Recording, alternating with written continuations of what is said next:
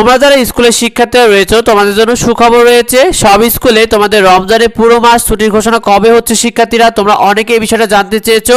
তো তোমাদেরকে জানিয়ে দিই, দেখো তোমাদের রমজানের পুরো মাস ছুটি নিয়ে মাধ্যমিক উচ্চ শিক্ষা দপ্তর মাউসি জানাচ্ছে যে তোমাদের স্কুলে রমজান মাসে ছুটি না থাকায় শিক্ষকরাও একদিকে যেমন আবেদন করেছে, সেই সাথে আদালতও তোমাদের রমজান মাসে পুরো ছুটি নিয়ে আবেদন এবং নোটিশ দেওয়া হয়েছে শিক্ষার্থীরা। এবং তোমাদেরকে তার আগে জানিয়ে দিই, তোমাদের স্কুলে যে রমজানের ছুটির সিদ্ধান্তটা মূলত কে নেবে।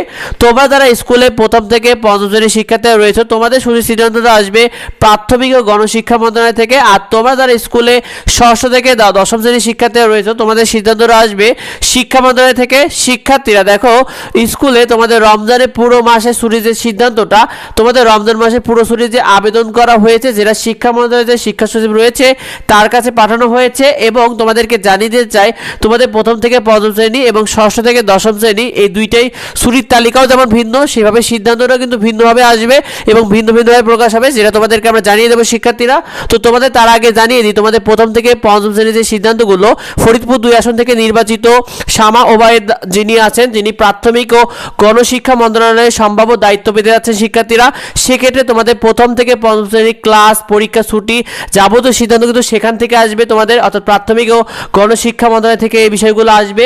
আর তোমাদের ষষ্ঠ থেকে দ্বাদশ শ্রেণীর যে সিদ্ধান্ত, চাঁদপুর 1 আসন থেকে নির্বাচিত ডক্টর এহসানুল হক মিলন, যিনি শিক্ষা মন্ত্রণালয়ের সম্ভাব্য দায়িত্ব পেতে যাচ্ছেন। ষষ্ঠ থেকে দ্বাদশ শ্রেণীর ক্লাস, পরীক্ষা, ছুটি যাবতীয় সিদ্ধান্ত কিন্তু সেখান থেকে আসবে, অর্থাৎ শিক্ষা মন্ত্রণালয় থেকে কিন্তু তোমাদের এই সিদ্ধান্তটা দেবে তোমরা যারা ষষ্ঠ থেকে দ্বাদশ শ্রেণীর মধ্যে থাকো। তো সেক্ষেত্রে রমজান মাসে পুরো মাস ছুটির সম্ভাবনা কতটুকু, শিক্ষার্থীরা মাধ্যমিক ও উচ্চ শিক্ষা দপ্তর মানসিক কর্মকর্তারা জানাচ্ছে যে এবার যেহেতু রমজান মাস নিয়ে পুরো মাসের ছুটি নিয়ে আসলে আবেদন এবং আইনি নোটিশ পাঠানো হয়েছে, সেক্ষেত্রে ছুটির দিকেই তোমাদের সিদ্ধান্ত আসার সম্ভাবনা সর্বোচ্চ বলে তারা মনে করছে। যে যেহেতু আইনি নোটিশ এবং আবেদন করা হয়েছে, সেক্ষেত্রে ছুটির সিদ্ধান্ত সর্বোচ্চ হবে বলে তারা মনে করছে। আর এদিকে শিক্ষা মন্ত্রণালয় কবে তোমাদের এই ঘোষণাটা করবে, দেখো সরকারি বেসরকারি কলেজগুলো রমজান মাসে ছুটি শুরু হবে কিন্তু 18 ফেব্রুয়ারি থেকে। সেক্ষেত্রে তোমাদেরও চলতি সপ্তাহের মধ্যে সকল স্কুলে রমজান মাস নিয়ে দ্রুত ঘোষণা আসবে শিক্ষার্থীরা, সেগুলো তোমাদেরকে পরবর্তী আপডেটের মাধ্যমে জানিয়ে দেবো। তোমরা রমজান মাসে ছুটি নিয়ে দ্রুত লেখালেখি করো, যাতে এই বিষয়টা অন্যরা জানতে পারে।